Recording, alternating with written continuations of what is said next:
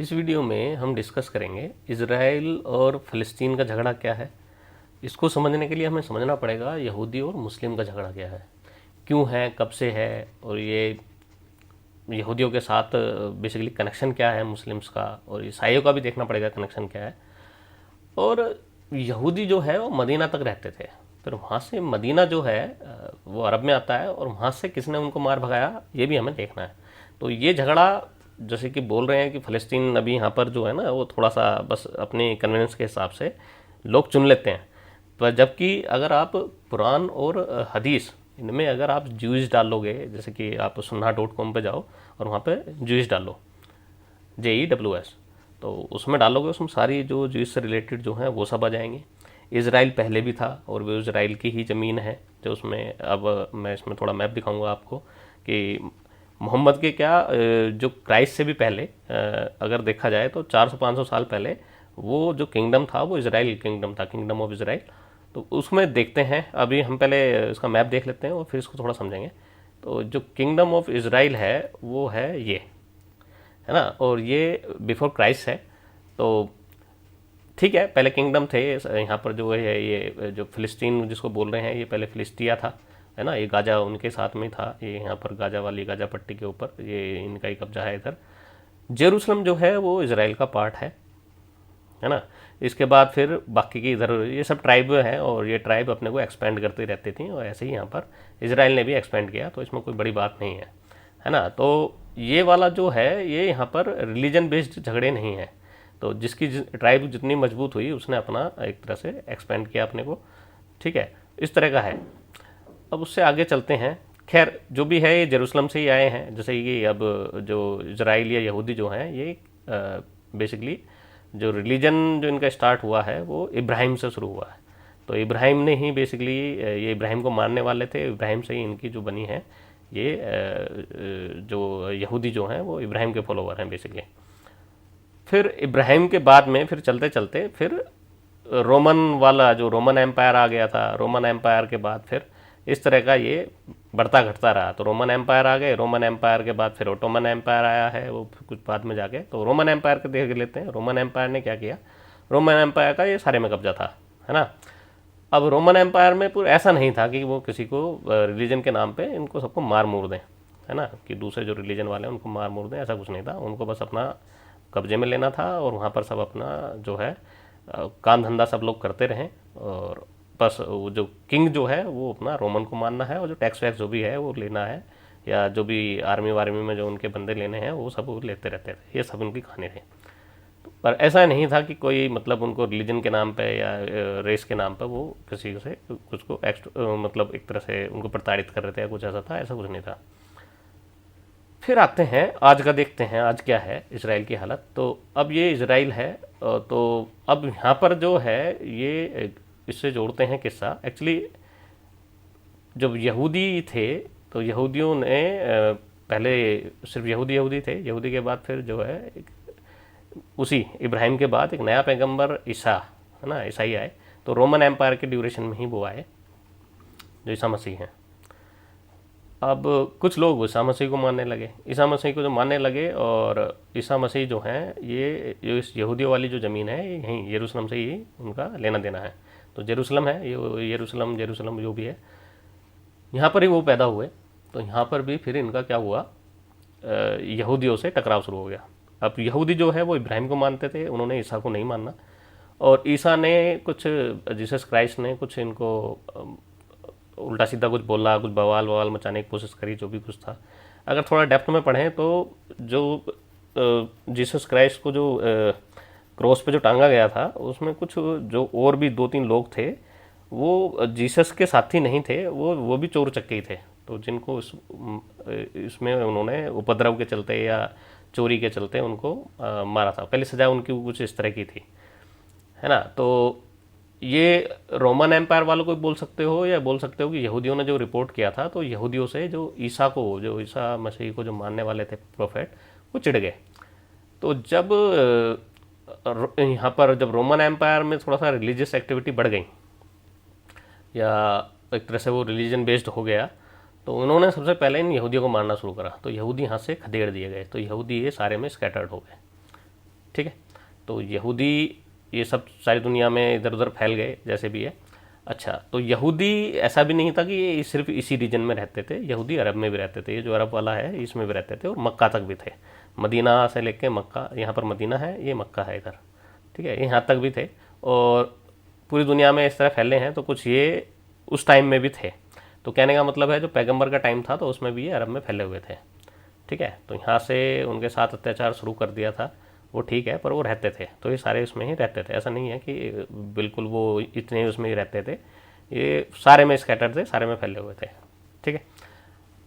अब आते हैं यहाँ पर फिर एक ये है ना, यहाँ पर जो फ़लस्तीन वाला है, अब ये भी थोड़ा बढ़ा घटा है ना। अब ये दूसरा जो किंगडम है, अब ये फैल गया था, तो ये उसके बाद का है। फिर उसके बाद ये दमास्कस है ना, जिसको सीरिया बोलते हैं। फिर ये जो है, अब इसका नाम ओमान हो गया है, यमन है ना। फिर इस तरह का है। और यहाँ पर जो है ये अरब वाली ट्राइब्स है, तो अरब वाली ट्राइब्स अब ज़्यादा फैल गई है। तो इस तरह का ये पेट्रा वाला है, ये पेट्रा में वैसे कि पेट्रा और मक्का को लेके चलता रहता है ना। तो जेरूसलम जो है फिर ये इनके जो किंगडम से, जो इजराइल का किंगडम था उससे बाहर चला गया। तो इस तरह का ये चलता रहा। अब आते हैं जो मेन जो अब लड़ाई है।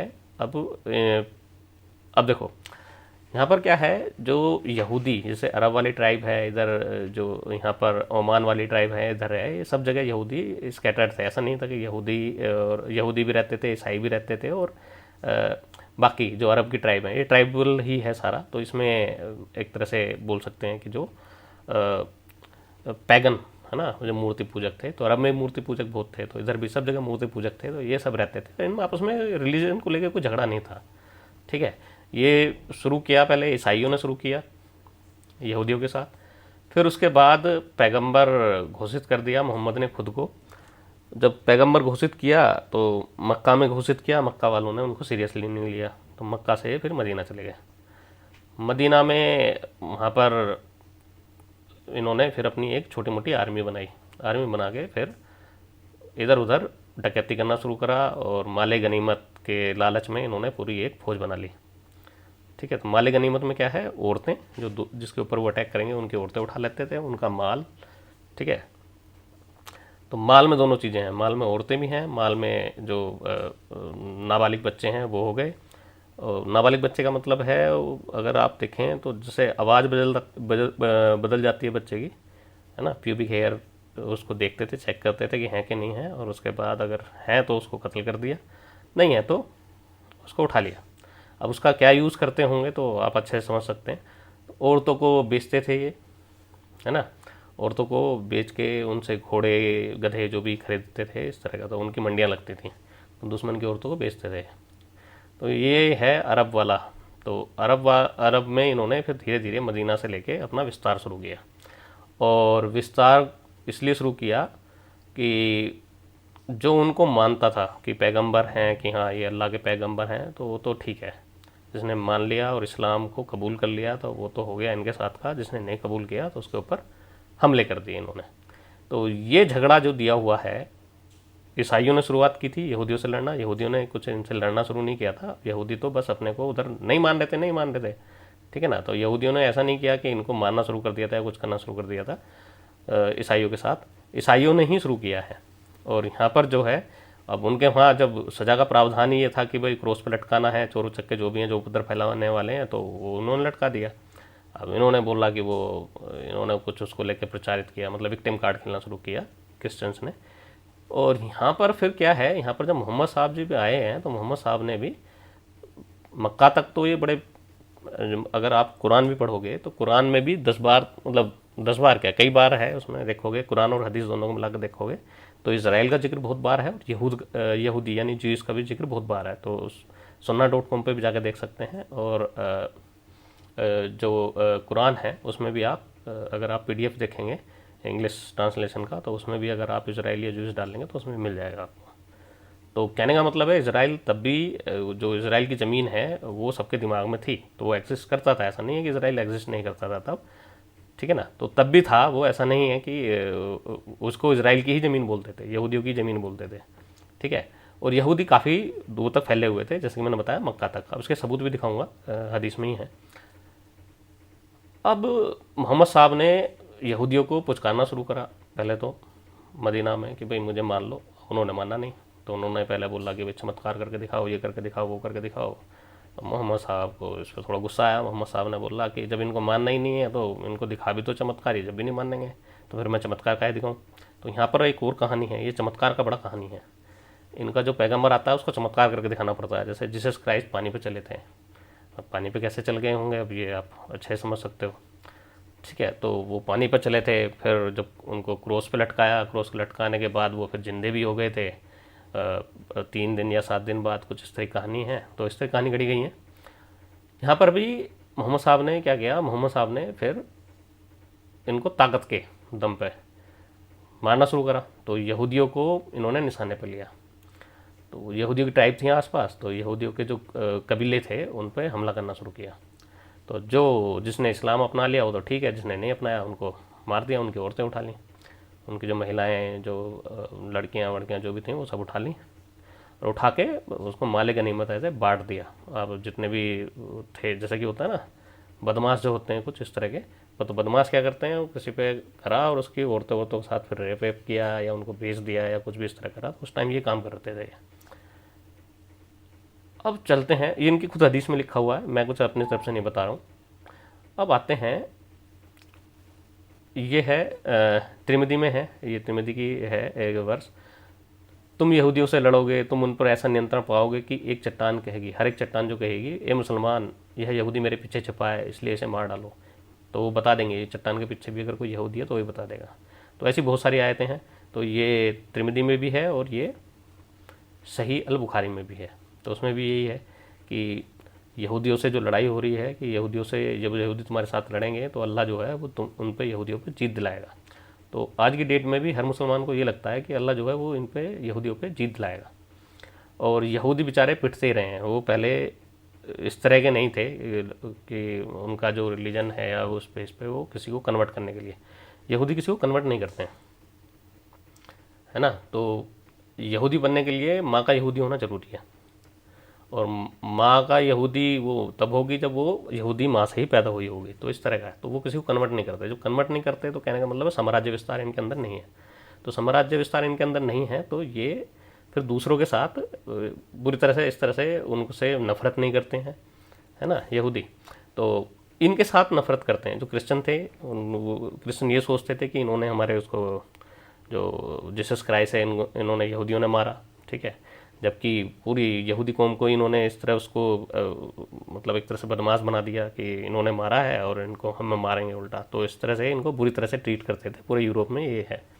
तो हिटलर ने यहूदियों को गाली दे दे के ही हिटलर जो है वो बना था। ईसाइयों को भा गया, ईसाइयों को पसंद आया तो चर्च वर्च ने खूब साथ दिया हिटलर का, ठीक है। अच्छा, अब यहाँ पर मोहम्मद की पर्सनल लड़ाई थी। मोहम्मद की पर्सनल लड़ाई ये थी कि मोहम्मद को भाव नहीं देते थे। तो मोहम्मद को जब भाव नहीं दिया तो मोहम्मद जी गुस्से में हो गए। अब मोहम्मद जी गुस्से में हो गए तो मोहम्मद जी ने उनके खिलाफ बहुत कुछ बोला और बहुत कुछ करा। अब बहुत कुछ करने वाला मैं बता रहा हूँ क्या है। ये है बनु कुरैजा वाला। और बनु कुरैजा का आप पढ़ोगे तो बनु कुरैजा का पूरा एक विस्तार से है ना। तो बनु कुरैजा की स्टोरी आपको यूट्यूब पे भी बहुत जगह मिल जाएगी। और इसका विकिपीडिया पढ़ो, बनु कुरैजा में इन्होंने किस तरह मारा है। तो बनु कुरैजा और ये जो हैं यहूदियों के थे, है ना, यहूदियों के कबीले थे। तो कुछ लड़ाई वड़ाई हुई इनकी और इनको बोला बनु कुरैजा और इनको बनु नादिर को कि भाई तुम मुझे अपना मतलब प्रोफेट कबूल कर लो। और इब्राहिम ठीक है पर मतलब अब प्रोफेट मुझे कबूल करना पड़ेगा और इस्लाम कबूल करना पड़ेगा। तो इन्होंने ये उनकी बातों में मतलब इन्होंने सोचा चलो बात करना चाह रहे हैं। तो नादिर को तो पता नहीं निष्कासित कर दिया, उन्होंने कहीं तू यहाँ से चला जा नहीं तो तुझे हम मार देंगे। तो नादिर जो है अपना घर बार जहाँ भी वो रहता था वो तो ये वाला कबीला तो छोड़ के चला गया।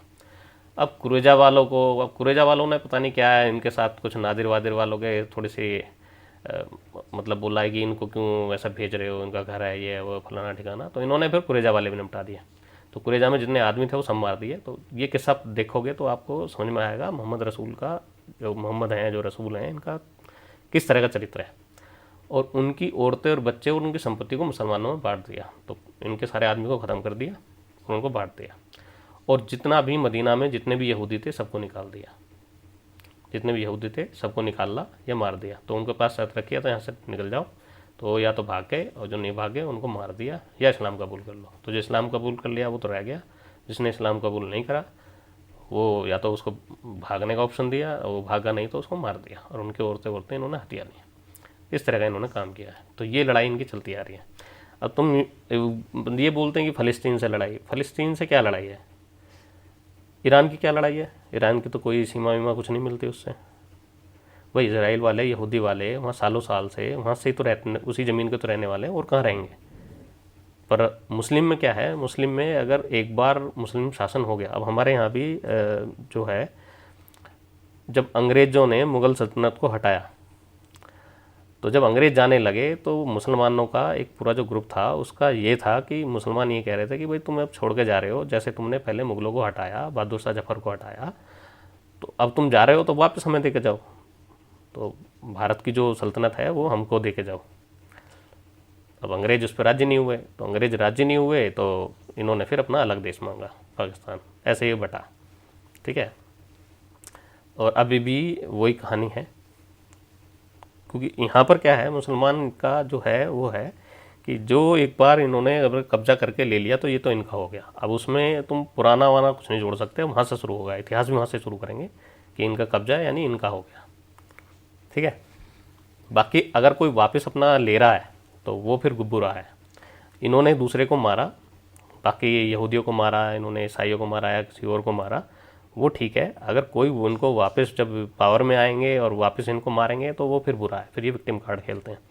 तो इस तरह की कहानी है। तो जो ये लड़ाई है इस्लाम की और यहूदियों की, ये लड़ाई मोहम्मद साहब द्वारा है, और वो जब से चलती आ रही है। और मोहम्मद साहब ने गजवाए हिंद वाला भी दिया है, तो इनकी लड़ाई हिंदुओं के साथ भी है, क्रिश्चियन के साथ भी है।